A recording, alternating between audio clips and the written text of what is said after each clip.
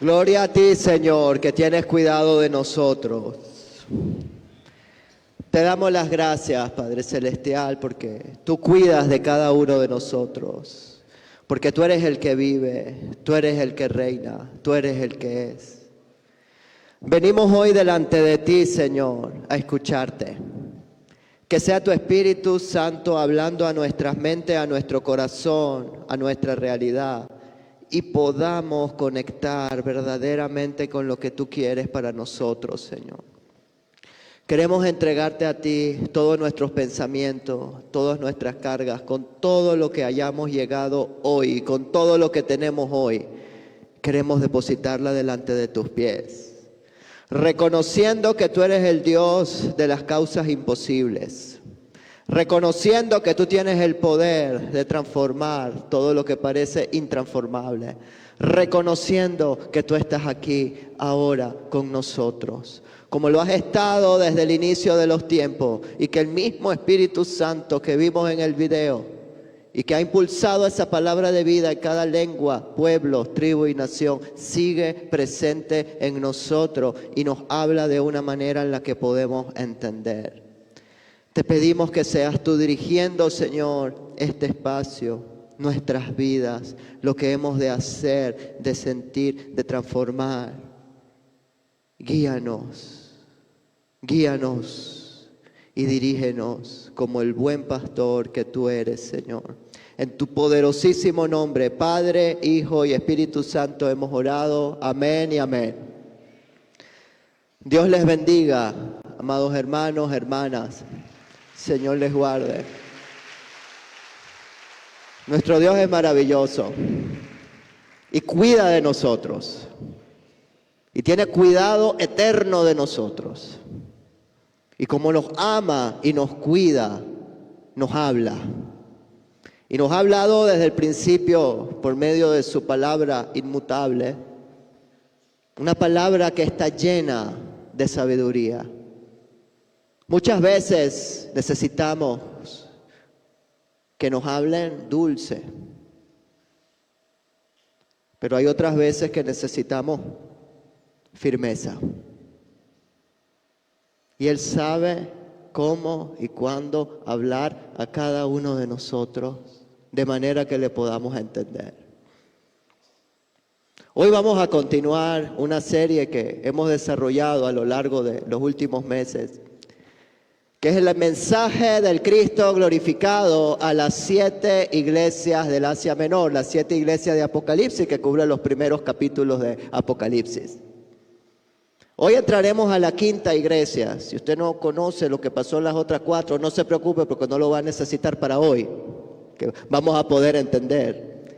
Pero podemos recapitular en dónde estamos ubicados para que todos estemos en la misma línea.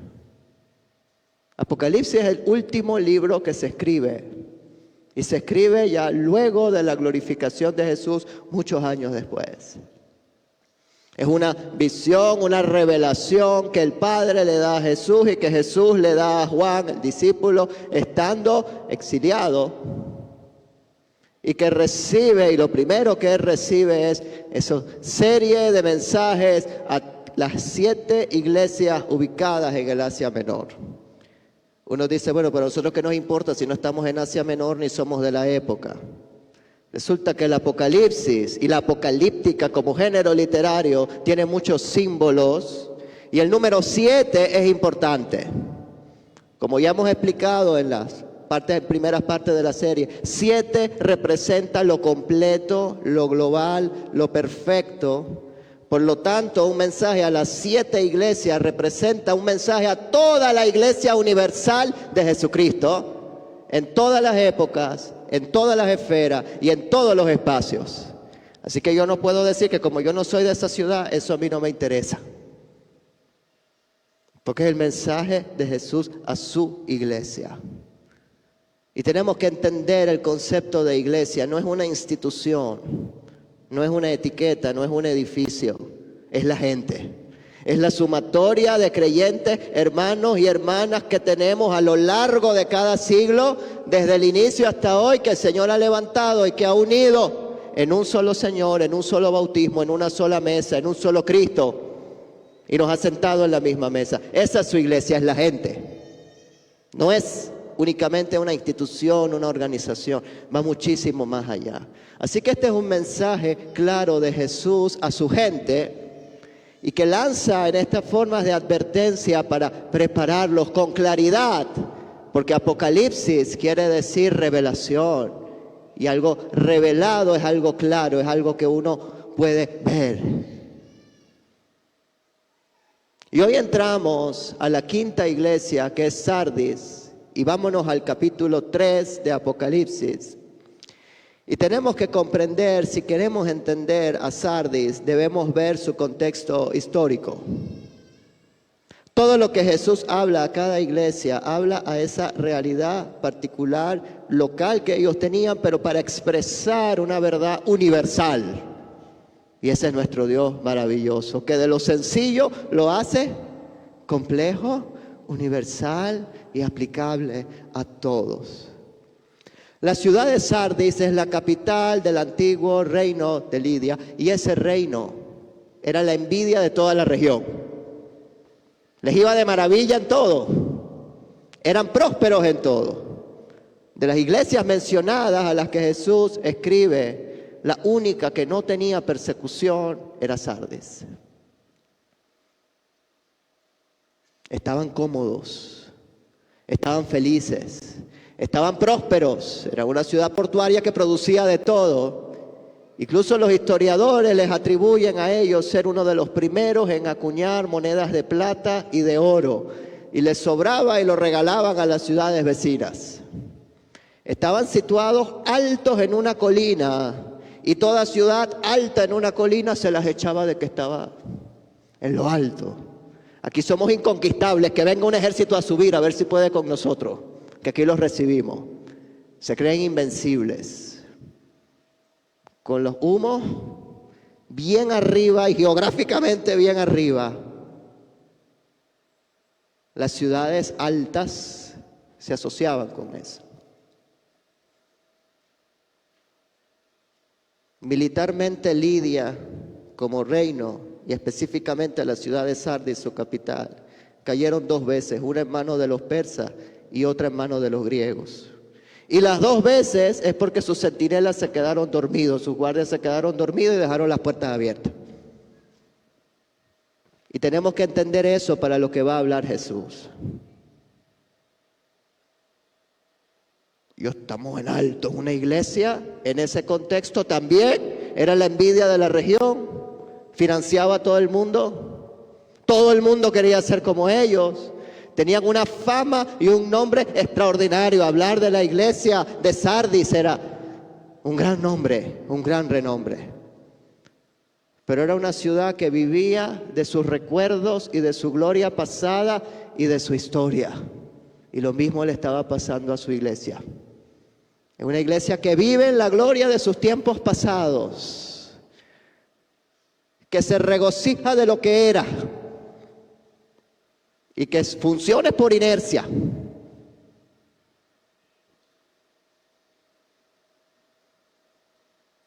Y a ellos el Señor levanta la voz, no para condenarlo, sino para advertirles y pedirles: es importante, Sardis, que cambies. Y podemos cambiar Sardis por nuestro nombre y apellido. Es una ciudad con muchísima comodidad y que todo le iba bien. Y lo voy a recalcar nuevamente, es la única mencionada acá en este grupo que abiertamente no sufría persecución. ¿Para qué el diablo va a perseguir al que ya tiene en la mano? No hacía falta. No hay nada más peligroso que creer que uno está bien con Dios cuando no lo está. Y ese es el caso de Sardis. Aparte es la única, junto con la Odisea, que la veremos al final, será el gran cierre de la séptima iglesia. Ellas 2, pero esta es la primera de las 5 que vemos, que el Señor Jesús no le dio ni una sola alabanza. En las demás por lo menos felicitaba, bueno, hicieron esto bien, pero puedes cambiar esto. Es la única.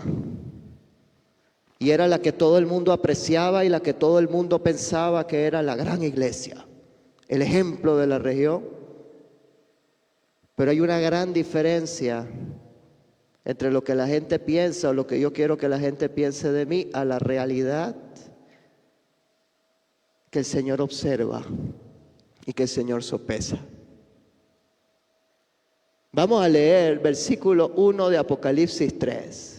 En nombre del Padre, del Hijo y del Espíritu Santo, recordando que cantamos que Dios cuidó de nosotros, ¿verdad? Y ya que Él cuida de nosotros, nos recuerda y nos afirma con firmeza. Escribe al ángel, y ya habíamos dicho que ángel quiere decir mensajero, también podemos traducir como mensajero. Escribe al mensajero de la iglesia en Sardis, el que tiene los 7 espíritus de Dios. ¿Qué era el 7? Lo completo, lo perfecto, lo universal. Está hablando aquí del Espíritu Santo. El que tiene el Espíritu Santo es Cristo glorificado hablando de sí mismo. Y el que tiene las 7 estrellas, capítulo 1, versículo 20, había explicado que las 7 estrellas son los 7 mensajeros que van a las 7 iglesias. Y que las iglesias son los candeleros. Todo eso está en el mismo capítulo 1, así que uno necesita entender esa simbología. Así que lo ponemos más sencillo. Esto es lo que dice el Cristo glorificado, el que tiene el Espíritu Santo en toda su plenitud y el que tiene dominio de los mensajeros que van a los 7 candeleros, que son las 7 iglesias, que es la iglesia global, universal. Dice esto. Y esto es lo que afirma el Cristo glorificado para su gente, para su pueblo. Y Él comienza diciendo, yo conozco tus obras. Yo sé quién eres. Yo te conozco en público y en privado. Yo te conozco por dentro y por fuera. Yo conozco cómo estás. Y yo conozco que tú tienes nombre, y nombre es fama, reputación, fachada, de que vives, pero estás muerto. Eres puro show, eres pantalla. Es duro, pero es un diagnóstico que todos tenemos que pensar. Yo conozco tus obras. Desde el mismísimo Antiguo Testamento, Dios habla claro. El ser humano es complicado, Dios no. Dios dice, yo pongo delante de ti 2 rutas, 2 caminos, 2 trayectorias. La bendición o la maldición, todo eso está en el libro de Deuteronomio, lo puede estudiar, pero 2 caminos. O el bien o el mal, la bendición o la maldición, punto. Yo te recomiendo, dice el Señor, que elijas el bien. Porque si eliges el bien, pues tienes estas consecuencias, pero si tú no eliges el bien y eliges el mal, vas a tener estas consecuencias y punto. Y pongo hoy, dice el Señor en Deuteronomio, como testigo de este pacto que yo estoy haciendo con mi pueblo, con mi gente, a los cielos, a la tierra, al mar, a las montañas, a toda la creación, como testigo de lo que nosotros nos estamos comprometiendo hoy, dijo el Señor a su pueblo milenios atrás. Cuando hubo problemas en el futuro, el Señor recordaba esa palabra. Y podemos imaginar, si hoy en día hablara los cielos, la tierra y el mar, de todo lo que hay en medio, de todo lo que se hace, de todo lo que hemos hecho, ¿qué dirían? ¿Qué tiene la tierra para narrar de lo que ha ocurrido en su superficie? Diría muchas cosas buenas, ¿no? Hay gente buena, hay bondad, hay personas que tuvieron hambre y se les dio de comer. Hubo muchas personas comprometidas allí en servir y levantar los brazos, pero también hubo robos, asesinatos, corrupción. y miseria. Si los aires hablaran, ¿qué no contarían? Por mí viajaron palabras de bendición, pero también de maldición. Por las ondas sonoras que yo transmito, está registrado todo, diría los vientos. El mar daría testimonio de la gente que fue sustentada y salvada y también de los que fueron sumergidos y humillados. Es un buen ejercicio mental. ¿Qué diría el cielo, la tierra, el aire y el mar si pudiera hablar y testificar delante de todo el mundo de lo que ha visto de mi vida? Eso es lo que el Señor quiere representar. No quiere decir que los vientos van a hablar literalmente, por si acaso. Porque hay gente que uno apunta a la luna y se queda viendo el dedo, ¿no? Lo que quiere decir el Señor con eso es: yo lo conozco todo, no le podemos ocultar absolutamente nada. Como dice nuestro refrán, entre cielo y tierra, nada oculto hay. Y eso es teológico porque está en Deuteronomio realmente.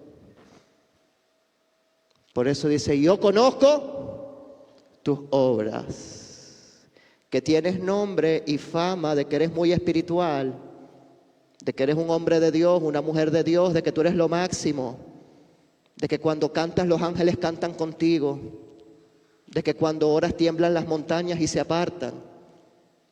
Pero yo conozco la realidad, dices. Yo te conozco.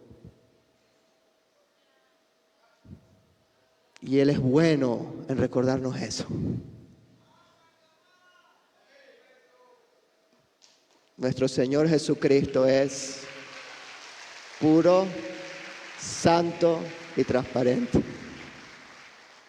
Él es extraordinario y nos habla con una sinceridad demoledora.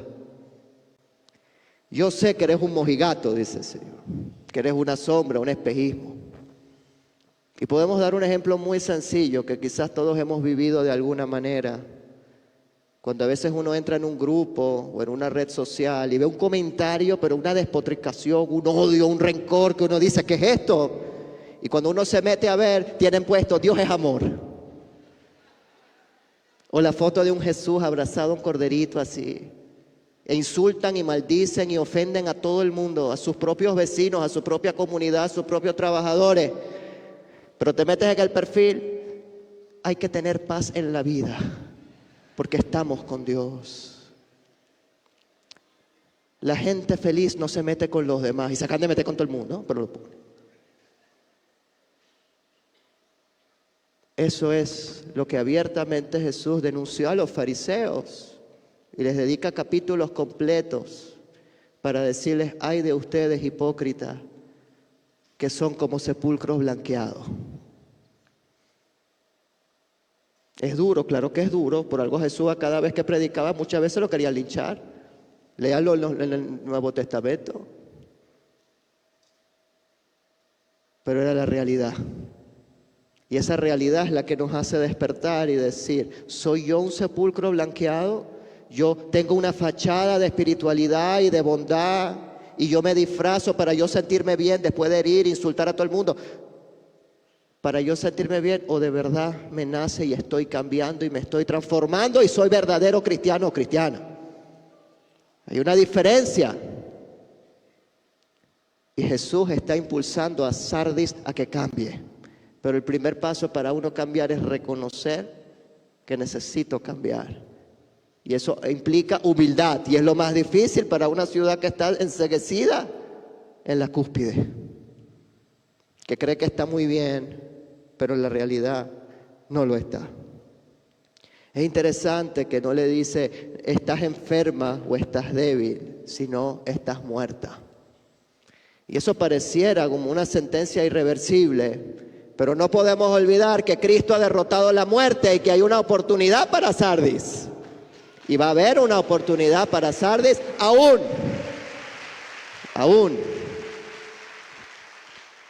Pero comienza con el diagnóstico de: a mí tú no me vas a engañar, chica.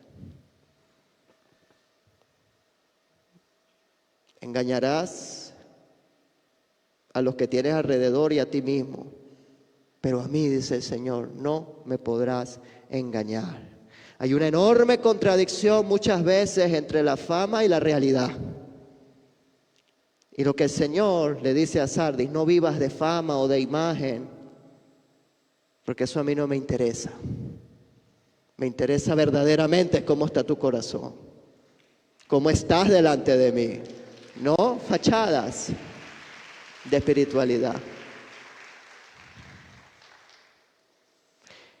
En ese camino de vida o muerte, nosotros también decidimos si somos gente que produce vida, es decir, somos probióticos, o somos gente que produce muerte, somos antibióticos. ¿Somos antibióticos o somos probióticos? Y podemos desarrollar ese pensamiento, esa analogía. ¿Qué personas son antibióticas? Son aquellas que matan y desaniman. Son personas que después que tratas con ellas te dejan con menos fe, con menos ganas, con menos ánimo, con menos energía. Son drenantes. Que a veces bastan 30 segundos para amargarle a uno 1 hora o más. Porque destilan y destilan y destilan. Matan y desaniman.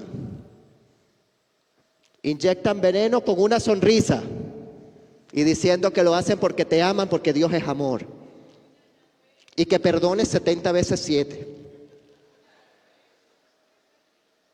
Y manejan de adelante para atrás todo para tener fama de que viven, pero el Señor sabe que está muerto y a quienes les toca vivir el antibiótico también.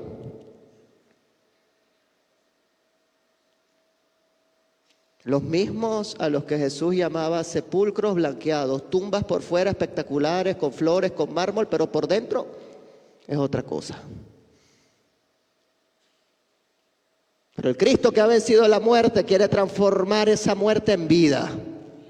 Quiere que salgamos de los sepulcros y que no seamos sepulcros blanqueados, sino que demos vida a los demás. No que seamos muertos andantes que huelen feo y hacen oler feo a los demás. El antibiótico habla con desprecio a los demás, critica. Le regalas algo y ya te está criticando. Recibe pero se queja. Y exige además. Porque cree que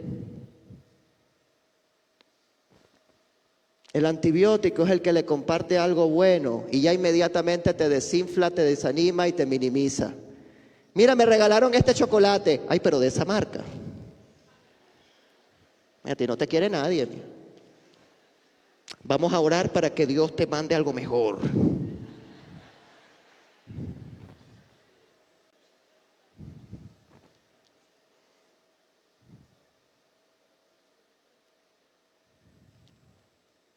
Es duro, pero es una realidad. Saqué 20 en esa materia. Ay, bueno, pero con ese profesor. Ese le pasa a todo el mundo, eso no es nada. Me pude comprar un apartamento, solo con un baño.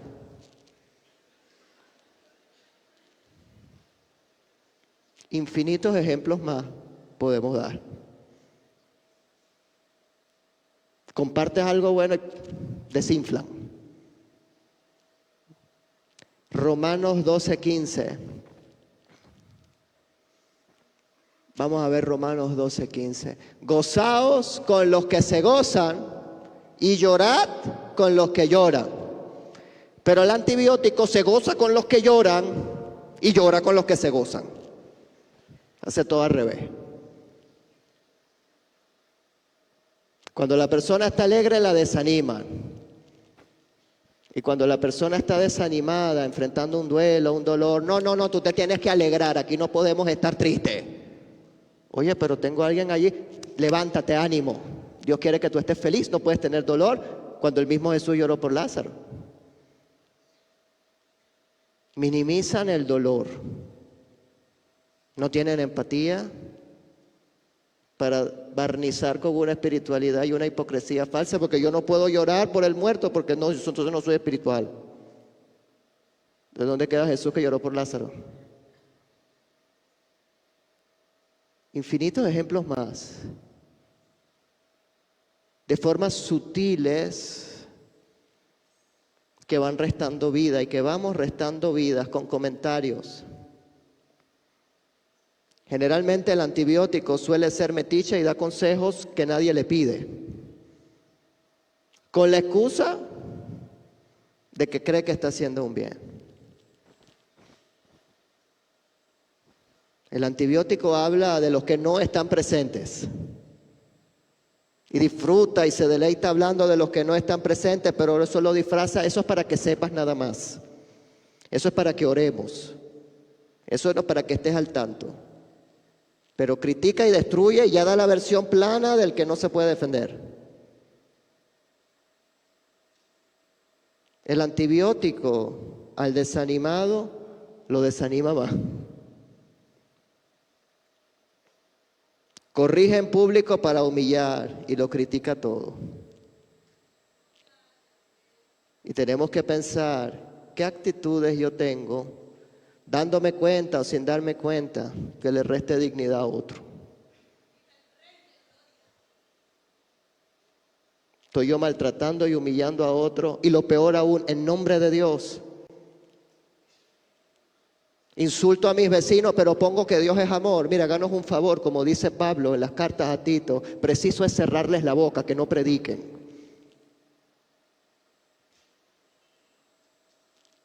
Que no prediquen, porque nos rayan a todos, dando una realidad que no es. No lo digo yo, lo dice Pablo. Precisos es cerrarles la boca.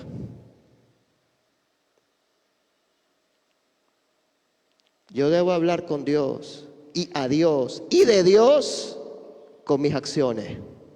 Si llega a hacer falta, usamos palabras. Pero el mayor impacto que tiene el evangelio verdadero, y lo hizo Jesús con acciones, fue cambiando la vida de la gente que estaba alrededor de él. Jesús usaba palabras y sus palabras impactaron, y ahora estamos estudiando su palabra. Pero Él no nos amó con palabras nada más ni con teoría. Sus acciones pesaron infinitamente más que todo discurso. También nosotros somos llamados a lo mismo. Que sean nuestras acciones las que hablen. Que sean nuestras acciones las que den testimonio. El antibiótico, si no existe problema o no tiene problema, se lo inventa. Necesita buscar problemas, necesita criticar. A veces hasta lo más mínimo. Hace mucho tiempo tuve que enfrentar un caso donde había una mujer que apenas sabía leer y escribir. Y ella con mucha dificultad logra escribir un mensaje en el WhatsApp y escribe: Dios te bendiga, Dios les bendiga, amado grupo.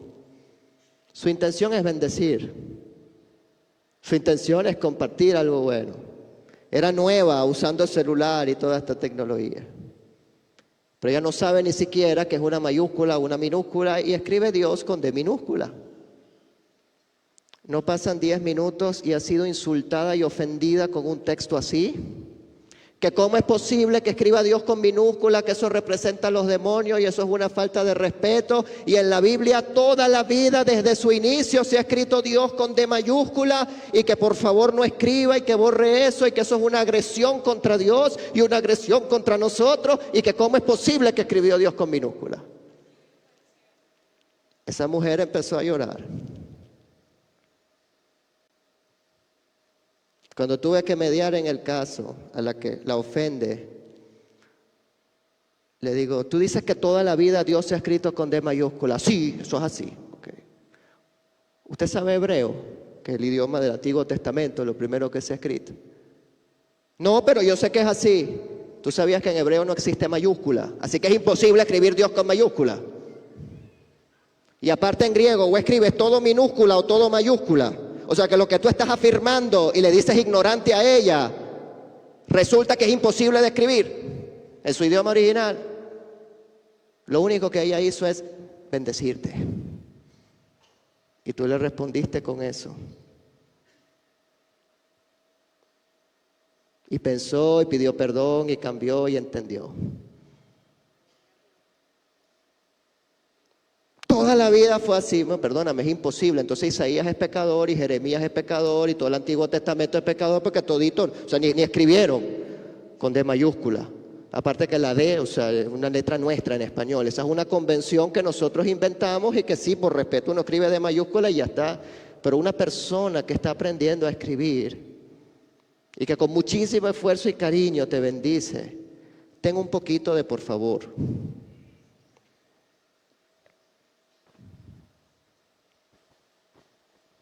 Tantos problemas que hay en el mundo y la gente se inventa nuevo. Como si no tuviésemos suficiente para trabajar, para aportar, para bendecir. Otra cosa que también me pasó. ¿Cómo es la forma correcta de llamar a Dios así o así o así o así? Porque tengo 2 meses en eso y no entiendo. Le dije, llámalo como te dé la gana, pero obedécelo. Eso es lo que Él quiere. ¿Se acabó? Perdiste 2 meses. Lo vimos en el video, lo decimos en árabe, en latín, en hebreo, como tú quieras. Pero obedécelo y cámbialo, porque ese es el Cristo verdadero, universal, a cada pueblo y nación, que quiere cambios en nosotros. Y ese es su mensaje. Por eso insisto que a veces Dios es tan sencillo y el ser humano es tan complicado. Y nos ahogamos en vasos de agua inventados por nosotros mismos, con problemas que ni siquiera en la época bíblica existían. ¿Tú crees que de verdad a Jeremías le importaba una D mayúscula si existiese? Cuando habían situaciones críticas que abordar.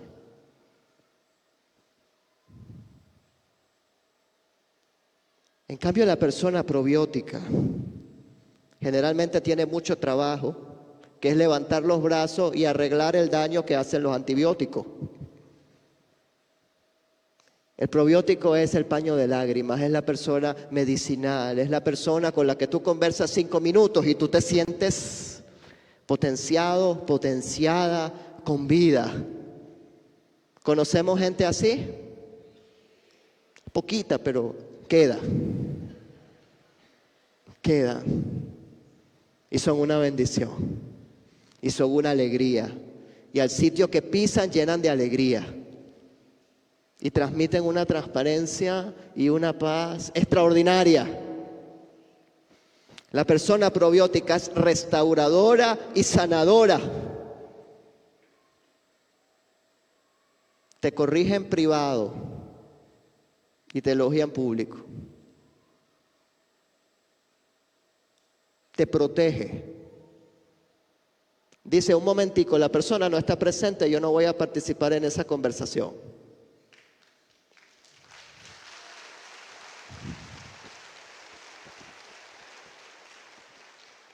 Es una persona que activamente se esfuerza en crear, en mantener, en perseverar un ambiente de paz, un ambiente saludable, donde su equipo, su gente, los que tiene alrededor, se puedan sentir bien, que puedan expresarse sin miedo, sin terror.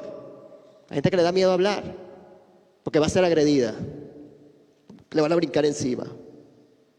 Eso no es un ambiente sano. Ni en la iglesia ni en ningún lado del mundo. Es algo antropológico, del ser humano.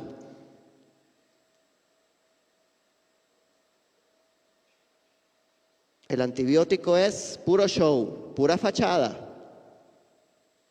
Es el que busca un nombre en hebreo para ponerle a su negocio, pero maltrata a los empleados y no los paga y les insulta. Pero estoy honrando a Dios porque puse que este negocio es de Jehová. No critico eso, hágalo, eso es bueno, pero encima de eso la acción de verdaderamente ser diferente. De que de verdad yo honre a Dios con mi trabajo, no con un cartel, o con un título, sino ir más allá y más allá, con acción real. El probiótico hace eso. Motiva e impulsa a otro. Le levanta los brazos. Le agradece y le reconoce en voz alta. Se alegra y de corazón por el bien del otro. Cuando a otro le va bien, se alegra y se goza y celebra y le da gracias a Dios con la persona. No le minimiza eso. Por más sencilla que sea la alegría, no le minimiza eso. Llora con los que lloran. Respeta los procesos de dolor y de duelo y de espacio de la persona. No le tiembla el pulso de decir, ya tú tienes un mes trabajando aquí, ¿no quieres descansar un poquito? Necesitamos otras manos. Tú mereces descansar. Es un líder como Cristo, que reconoce y respeta al ser humano, que sabe que no tiene máquina, que trae alegría porque aparte sabe escuchar, sabe reconocer. Algo interesantísimo de Jesús, y que lo vemos en todo el Evangelio, es que Él se esmeraba en escuchar. Preguntaba, ¿quieres ser sano? Parece obvia la respuesta, pero Él lo que quiere es entretejer, diálogo, un nexo, una conversación. Lo hace con la mujer samaritana, lo hace con la mujer del flujo de sangre. Y es importante nosotros también saber escuchar, no nada más hablar, sino entender al otro y reconocer al otro. El probiótico tiene un humor sano que no hiere y que cuando ve potencial en alguien le levanta el brazo, lo anima y le dice, sigue para adelante. Quiero que tú brilles, porque si tú brillas, Cristo brilla y todos brillamos y todos crecemos y todos nos impulsamos. El antibiótico quiere vivir solito y no soporta el brillo de los demás. Ante esa realidad, yo conozco que estás muerto. Jesús lanza 5 imperativos o 5 acciones, 5 órdenes para revertir esa realidad. Sardis tiene solo 6 versículos, pero es potente. Vámonos al versículo 2. Vamos apenas por el 1, sí. Quedan 5. Dice Jesús, sé vigilante. Y afirma las otras cosas que están para morir, que el verbo que utiliza es, salva lo poquito que queda antes de que se muera, lo que está a puntico de morir, lo poco, lo mínimo de decencia que queda, eso sálvalo. Afirma lo poquitico que queda, porque yo no he hallado tus obras perfectas delante de Dios. Y comienza aquí con las 2 primeras órdenes. Primero, sé vigilante continuamente. ¿Por qué ser vigilante? ¿Se acuerdan que Sardis cayó 2 veces? ¿Por qué? Porque no fue vigilante. Porque se confió, porque se durmió. Y tanto los persas como los griegos la invadieron y la saquearon y la asaltaron. Y lo que Jesús le dice es, ahora otra vez te va a pasar. Sé vigilante. Porque es el asalto de Satanás. Es el asalto espiritual. Así como cayó tu iglesia, tu ciudad, tu iglesia vas a caer en manos de Satanás si no espabilas. Es lo que le dice a Sardis.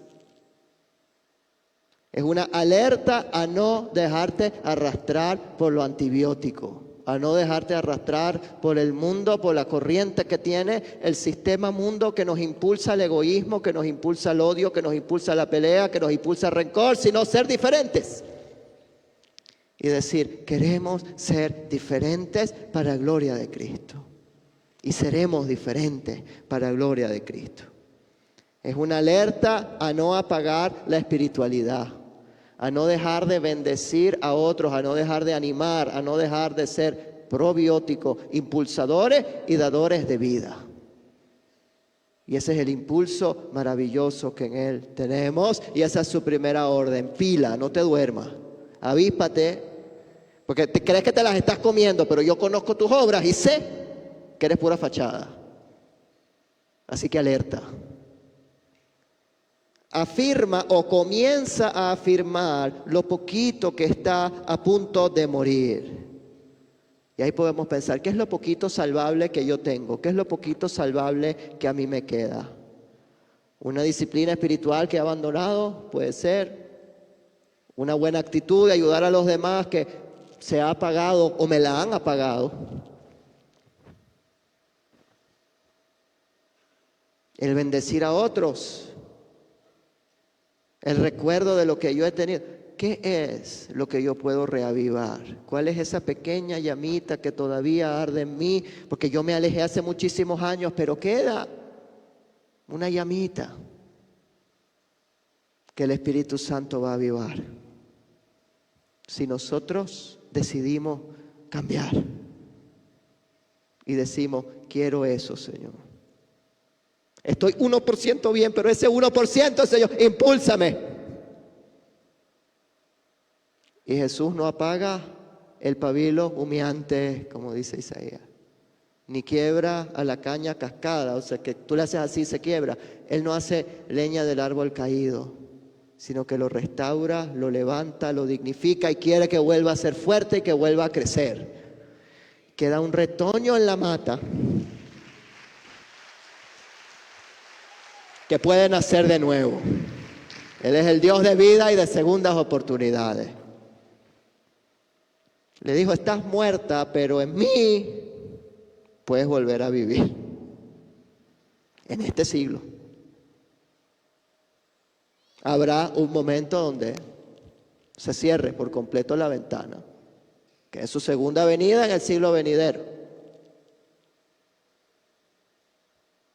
¿Y por qué afirma lo poco? Porque yo no he hallado tus obras rectas delante de Dios.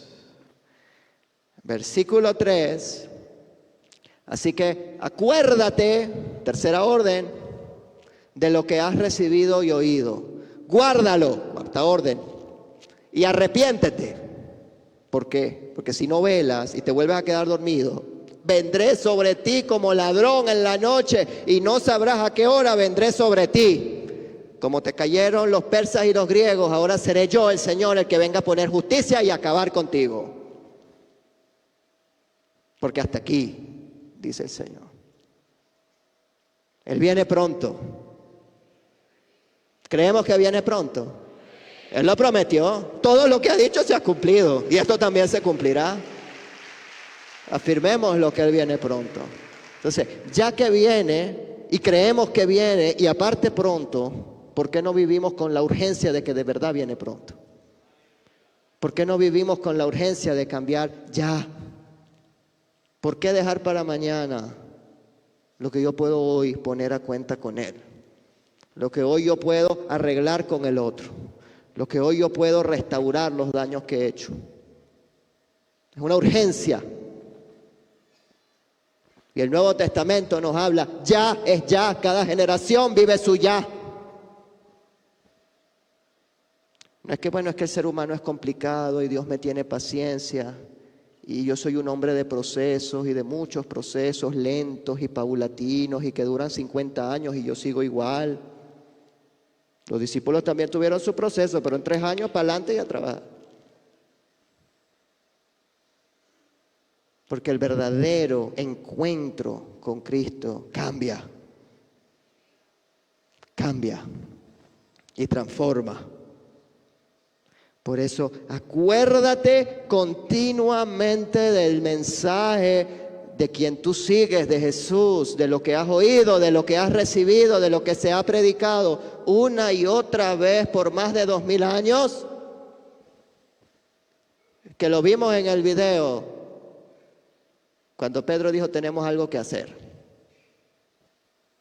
Y sus apóstoles repitieron el mensaje a sus discípulos y los discípulos de los discípulos y los discípulos de los discípulos de los discípulos hasta llegar a nosotros, que tenemos la responsabilidad de llevar y cargar el mismo mensaje y pasarlo a la otra generación hasta que Él vuelva.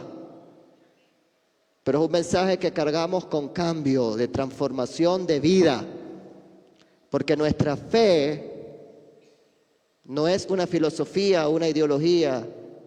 Es algo que produce cambios, es una forma de vida. El cristiano verdadero tiene que cambiar. Cristiano que no cambia es un pagano bautizado, disfrazado, pero no es verdadero. Y todo el Nuevo Testamento nos lo alerta continua e incansablemente, porque Él nos ama. Malo sería que no nos alertara. Malo sería que no nos advirtiera. Pero nos dice, acuérdate, ¿quién es el Cristo que tú sigues? Maltrataba a la gente, tenía ínfulas de superioridad. Él no nos pide reinventar la nueva, simplemente conectar con Él. Primera de Juan 4:20. Si alguno dice, yo amo a Dios, pero aborrece a su hermano, es mentiroso. Porque el que no ama a su hermano, a quien puede ver y puede tocar, ¿cómo va a amar a Dios, a quien no ha visto? Si no tiene respeto por el ser humano que tiene al lado, menos va a respetar a Dios que no ve. Y menos va a conocer al Dios que no ve. Es contundente lo que dice Juan, el mismo autor de Apocalipsis, por cierto. Parte de esa revelación. Y si vemos el mensaje de Jesús, Jesús amaba al ser humano y lo llevaba al Padre. Nosotros también somos llamados a lo mismo, a ser bióticos, a bendecir, a levantar los brazos al caído, a transformar la realidad, a defender a los que están débiles, a alzar sus brazos, no a humillar más. La memoria y reconocer de dónde hemos caído es el primer paso para la transformación. El problema es que eso amerita humildad. Y una ciudad, una iglesia en la punta de una colina que cree que es infalible y porque tenemos tanto y esto y nombres y fama, muy difícilmente tendrá humildad. Es una decisión, decir, yo voy a cambiar y quiero cambiar. Cuarta orden, guárdalo, manténlo. No es que me acordé, ahí sí me acordé, qué bonito y se acabó. No, guárdalo continuamente. Guárdalo en el corazón, ejecútalo, piénsalo, medítalo, presérvalo, tal como millones de hermanos y hermanas en la historia lo han hecho y lo han transmitido. Ahora nos toca a nosotros guardar ese ejemplo de bendición. Y última orden, y arrepiéntete. Versículo 3, y arrepiéntete. Comienza a arrepentirte. Es ingresiva la acción. No hay arrepentimiento sin un cambio verdadero. Cuando hablamos de estas cosas, la primera reacción natural a veces es, esta misma noche me voy a encerrar 15 horas seguidas a orar y a clamar. Y está bien, eso es bueno. Pero más allá de eso, el primer paso es arrepentirse y cambiar el corazón. No son actividades. No se trata de llenarnos la agenda ahora sí para buscar más de Dios, cuando yo sigo insultando a mi vecino. Porque nada hago orando 10 horas y luego voy y me peleo con todo el mundo en mi casa. Porque eso es fariseísmo, mojigatería, que es la condena a Sardis clara que está aquí. Siglos atrás, un profeta que nos habla con claridad y nos apunta a Jesús es el profeta Isaías. Vamos a leer capítulo 1 de Isaías, versículos 11 al 18. Y es palabra que Jehová había puesto en este hombre para compartir a su pueblo. Y dice el Señor a su gente, ¿de qué me sirve o para qué me sirve, dice Jehová, la multitud de vuestros sacrificios? Porque la gente hacía daño y luego se iba a la ley, y vamos a hacer sacrificios animales y vamos a hacer grandes sesiones de holocaustos y grandes sesiones de actos espirituales para yo sentirme bien y que Dios me perdone, pero no había un cambio verdadero. Y el Señor eso denuncia aquí, ¿de qué me sirve la multitud de tus sacrificios? ¿De qué me sirve tu viaje de ayunos, tu viaje de oraciones, tu habladera conmigo todos los días? Porque más bien estoy obstinado, estoy hastiado de holocaustos de carnero y estoy cansado del cebo de animales gordos. Yo no quiero sangre de bueyes, ni de ovejas, ni de machos cabríos. Yo no quiero actividades, yo no quiero que hables y busques, supuestamente buscando, cuando no hay cambio. Estoy obstinado de eso, dice el Señor. Versículo 12. ¿Quién ha demandado esto de vuestras manos? ¿Quién se los pidió? Cuando vienen a presentarse delante de mí para hollar mis atrios, para mancillar mi templo, para humillar mi presencia, para burlarse de mí y de todos los que están ofendiendo alrededor, a venir con una cara lavada. Se burlas de mí, dice el Señor, y me da asco y estoy harto. Ya entendemos por qué profetas como Isaías no la pasaban muy bien. Casi siempre los querían asesinar y los linchaban. Pero ellos llevaban la palabra de Dios. Que no es fácil. Y que es nuestro deber conocer, repetir, aprender y aplicar las advertencias. Ya no me traigan más vana ofrenda, más ofrenda inútil, yo no quiero, dice el Señor. El incienso me es abominación. Esas fiestas, luna nueva y día de reposo y todo lo que celebran, el convocar asambleas, ya yo no lo puedo sufrir, no lo puedo aguantar más, porque son iniquidad vuestras fiestas solemnes delante de mí. Estoy obstinado de ustedes y de su hipocresía, le dice Dios a su pueblo. Vuestras lunas nuevas, vuestras fiestas solemnes, las tiene aborrecidas que mi alma, dice Dios. Me son gravosas, me pesan, me hieren. Cansado estoy de soportarlas. Así que cuando extiendan vuestras manos para buscarme y levanten sus brazos, que dice, yo esconderé de vosotros mis ojos. Yo voy a hacer así. No los voy a reconocer. No, pero es que hay que, entonces, alzar el triple las manos. Dios va, el triple voltearnos los ojos. Hasta que no cambiemos. Hasta que no inyectemos amor y transformación en nuestro entorno. Asimismo, cuando multipliquéis la oración, porque creemos que orando más, entonces van a pasar más cosas y no cambiamos, y no nos revisamos y no analizamos. Si soy probiótico o antibiótico, cuando multipliques la oración, yo no iré, dice el Señor. Porque llenas están de sangre, de pecado, de iniquidad, las manos de ustedes.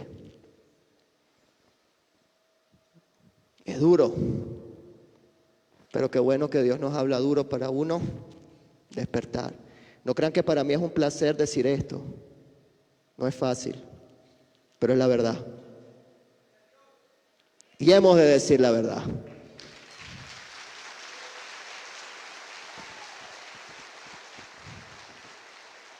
Pero hay una buena noticia. Luego del diagnóstico, dice, sí, esa es la realidad. Pero hay una salida hermosa y muy sencilla. Simplemente lavaos y limpiaos las manos. Quitad la iniquidad, lo malo de las obras de ustedes de delante de mis ojos. Dejad de hacer lo malo, aprended a hacer el bien, porque no lo sabes hacer, se te olvidó lo que le dice a su pueblo. Recuerda lo que es bueno, hazlo. Busca el juicio, la justicia.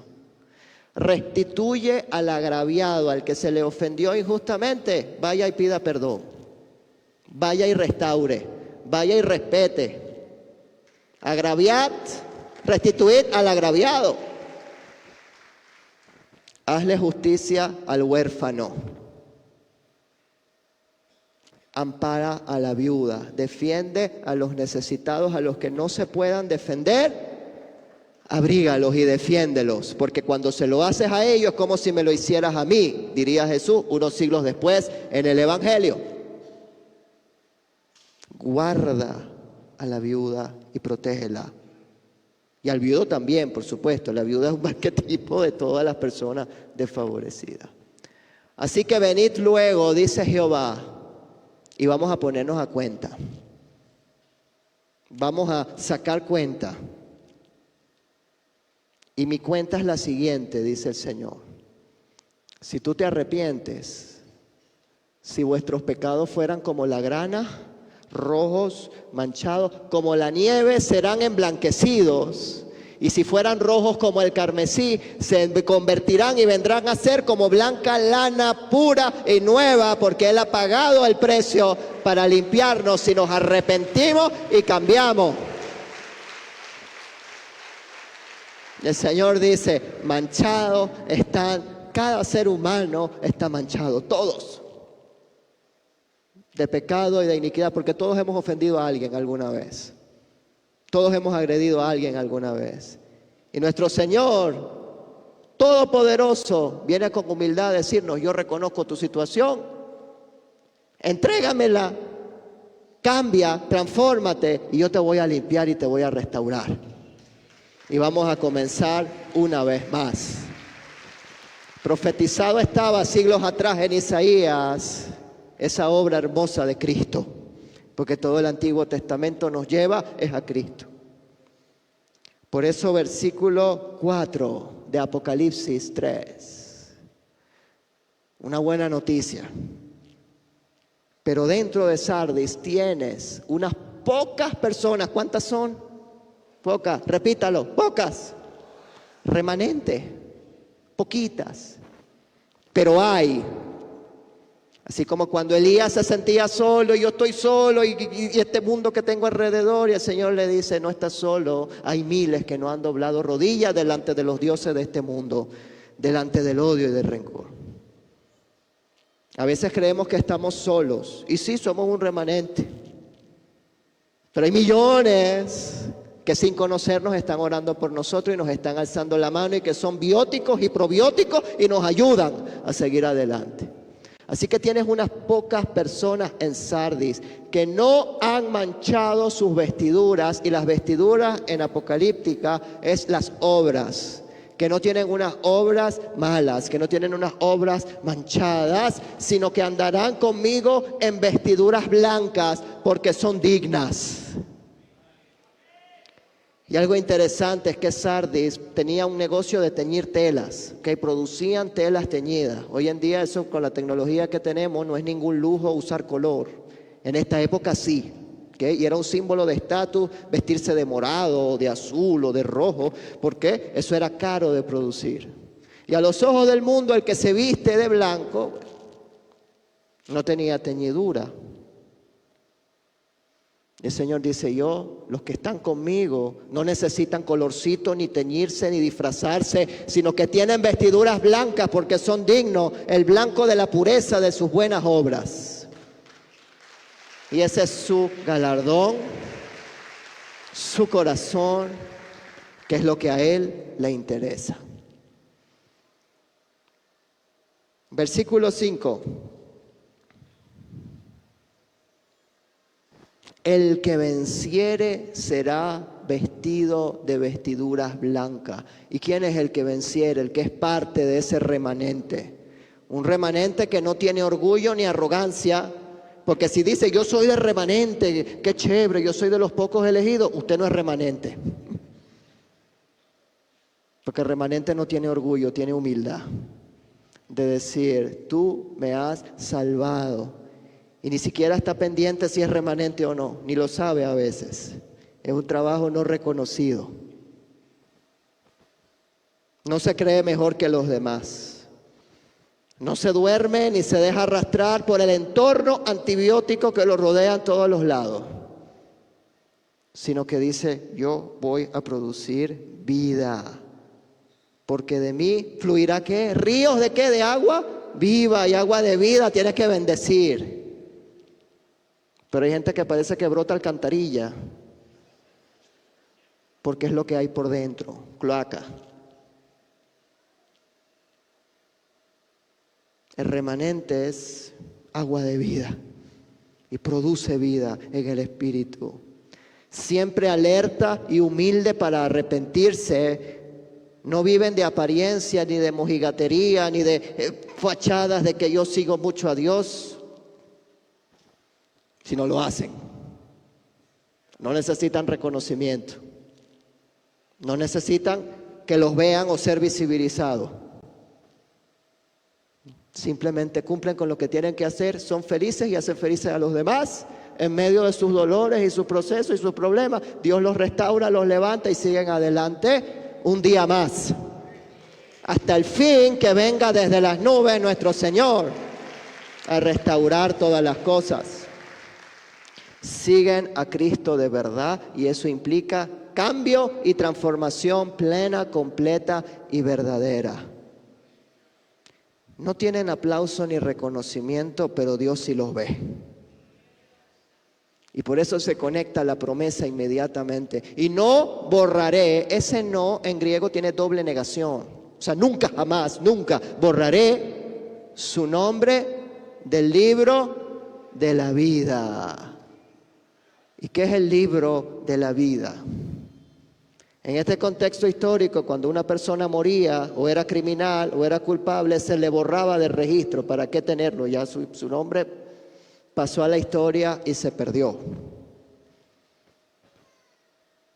¿Cuántos aquí conocemos el nombre de nuestros dos padres? Quizás no todos, pero sí una buena parte. ¿Cuántos conocen y saben el nombre de los dos padres que tuvimos o tenemos? ¿Cuántos conocen el nombre de los 4 abuelos? Okay, hay un poquito menos de mano. Tenemos 8 bisabuelos. ¿Cuántos conocen a los 8 bisabuelos con nombre y apellido? Okay, ya ha bajado, ¿verdad? 16 tatarabuelos. ¿Quiénes eran? ¿Qué hacían? ¿Dónde vivieron? ¿Dónde estaban? ¿Qué pasó con ellos? Sus nombres se perdieron, se borraron. Ni nosotros mismos que somos su sangre y su descendencia y les amamos, simplemente no los conocemos a todos. Y si conoce a los 16, seguro a los 32 va a ser un poquito más complicado. Ni a los 64, ni a los 128 tatarabuelos. En algún punto nuestro nombre se perderá en esta tierra. Por más tecnología que haya, yo no sé, ojalá, pero no sé si mi tataranieto se acuerde de uno, que uno existió. Pero el Señor dice, yo a este le conozco. Este está registrado. Su nombre no se perdió, no es borrado del libro de la vida. Ven, siervo, sierva, bueno y fiel. En lo poco has sido fiel, en lo mucho te pondré, dice Jesús. Nadie te reconoció en el mundo, pero yo te reconozco. Tú eres mi siervo, mi hijo, mi hija, mi esclavo, mi esclava. Ven conmigo. Y confesaré, dice Jesús, su nombre delante de mi Padre y delante aparte de los ángeles. ¿Usted se imagina su nombre? Que Cristo diga, yo le conozco delante del Padre y delante de los ángeles y delante del Espíritu Santo. Diga, este es mi hijo amado, mi hija amada. Su pecado era rojo, pero ahora, para gloria del Padre, es blanco. Y se ha limpiado y ha vuelto a nacer. Nadie en el mundo la reconoció, pero aquí tiene nombre. Y ese es el Cristo al que seguimos, que no se olvidará de nosotros. Yo confesaré su nombre delante de mi Padre y delante de sus ángeles. Y todo esto nos lleva a pensar, ¿soy biótico o antibiótico? En lo que hago, en lo que digo. Antes de hablar, pensar, ¿esto de verdad edifica? ¿Hace falta que yo lo diga? ¿Qué edifico o qué no edifico con lo que yo voy a hablar? Y recordar las 5 acciones de Jesús. Sé vigilante. No te quedes dormido.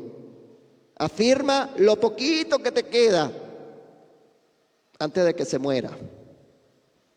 Acuérdate de todo lo que has escuchado, de lo que has oído, de quién es el Cristo que sigues.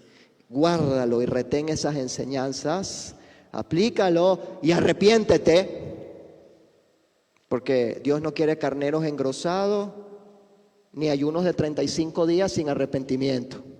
Arrepiéntete primero y después si quieres el ayuno de lo que tú quieras. Pero Él quiere nuestro corazón, nuestra acción, nuestra realidad transparente delante de Él. Han pasado 2000 años de estas líneas, mi amado. Y el Espíritu Santo las vuelve a repetir hoy. Versículo 6. El que tiene oído, que oiga lo que el Espíritu dice a las iglesias.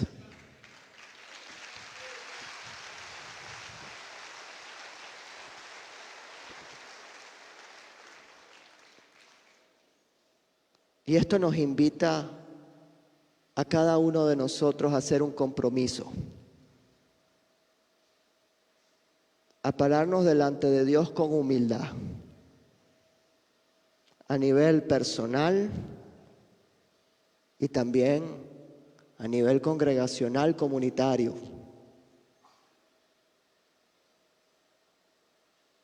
A restaurar la relación vertical nosotros con Dios y a restaurar la relación horizontal nosotros con otros hermanos.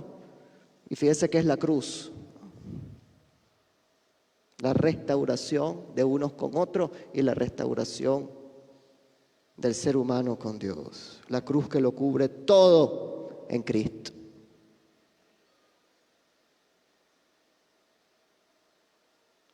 Inclinemos nuestro corazón y hagamos un compromiso serio con Dios. Si no te nace, no lo hagas. Si crees que eso no es contigo, no lo hagas.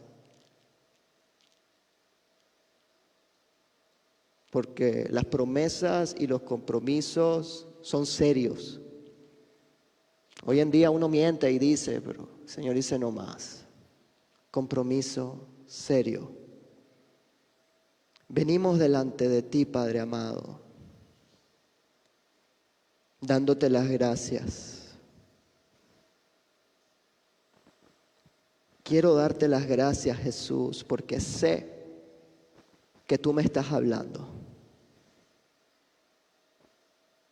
Quiero pedirte perdón porque reconozco que en muchos aspectos de mi vida sigo siendo antibiótico. Tú me estás poniendo en la mente y en el corazón muchas situaciones que tengo que resolver. Te pido que me ayudes, Espíritu Santo. Gracias porque tú me has hecho ver que esa fachada de religiosidad que yo construyo es para protegerme y no enfrentar mis heridas, mis traumas, mi dolor. Tú conoces ese dolor y tú te has llevado todo dolor en la cruz. Quiero comprometerme delante de ti, Jesús, a escucharte. Quiero escuchar tu voz. Me comprometo a ser vigilante a tu voz y a que tu Espíritu Santo me despierte, a que tu Espíritu Santo me impulse, a que tu Espíritu Santo me siga abriendo los ojos a mi propia realidad. No es una realidad hermosa hoy, pero será hermosa mañana, porque tú estás trabajando y seguirás trabajando en mí y conmigo. Quiero ponerme a cuenta delante de ti, Jesús, y afirmar lo poquito que me queda. Tú conoces qué es eso. Quizás ni yo mismo, yo misma tengo claridad, pero quiero afirmar lo poquito que me queda para volver a caminar junto a ti. Tú prometiste que tu Espíritu Santo nos acordaría de cada palabra, que me acuerde hoy quién es el Cristo que yo sigo. Y si no lo conozco, háblame. Coloca gente probiótica a mi alrededor que de verdad no me hieran más, sino que me impulsen a conocer tu amor. Oro por mis amistades, oro por mi familia, oro por el entorno que tú levantes. Enséñame a enfrentarlo. Enséñame a retener tus enseñanzas. Y yo me comprometo delante de ti, delante de mí mismo, delante de la congregación en donde estoy, delante del sitio donde yo estoy, frente al internet. Quiero ser un verdadero cristiano y voy a cambiar lo que tú quieras que cambie. Te entrego lo que tú me pides. No voy a porfiar más, Señor, tú ganas. Vuelvo hoy a tu casa. Vuelvo hoy a mendigar tu amor. Gracias porque eres el Padre amoroso que cambia y que restaura. Gracias porque en humildad soy la oveja perdida. Reconozco que tú viniste a buscarme, que dejaste a las 99 y estás aquí conmigo ahora. No me lo merezco, pero tú estás conmigo porque me amas y es un amor incomprensible.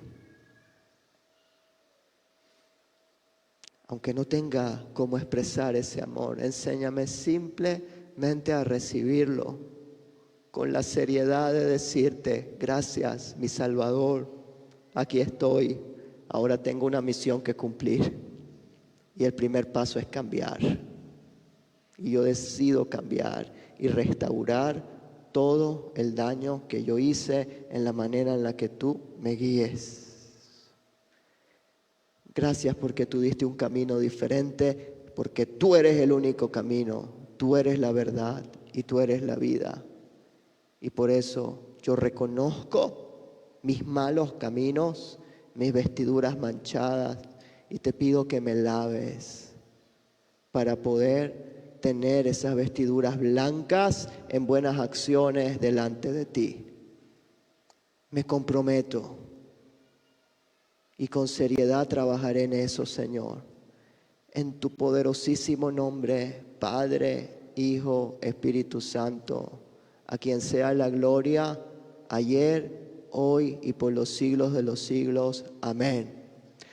Dios les bendiga, amada iglesia.